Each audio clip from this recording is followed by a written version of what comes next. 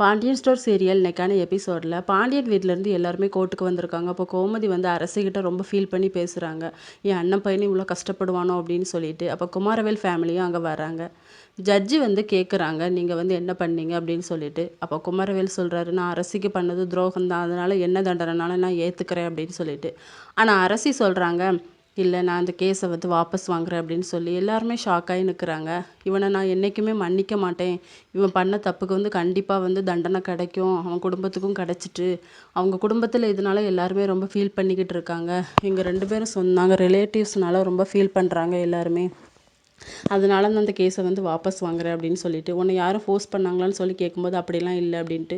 Already Pandian கிட்ட வந்து அரசி வந்து பேசியிருப்பாங்க, இதை நான் வாபஸ் பண்ணுறேன் அப்படின்னு சொல்லி. யாராவது ஒன்று ஃபோர்ஸ் பண்ணாங்களா, அம்மா எதுவும் சொன்னாலா அப்படின்னு சொல்லி கேட்கும்போது, இல்லைப்பா அம்மா வந்து எவ்வளோ பாவம், அம்மாச்சி கூட வந்து பேசுகிறதே இல்லை, நம்ம மட்டும் அம்மா கூட எப்படிலாம் இருக்கோம், நம்ம அம்மா இல்லைன்னா எவ்வளோ கஷ்டப்படுவோம், அதே மாதிரி தானேப்பா, இதனால் நம்ம 2 குடும்பமும் பிரிஞ்சு போயிரும்ப்பா அப்படின்னு சொல்லிட்டு. நீ எதுக்குமா சேரணும்னு நினைக்கிற அப்படின்னு சொல்லும்போது, அம்மாச்சிக்காக மட்டும்தான்ப்பா அப்படின்னு சொல்லியிருப்பாங்க.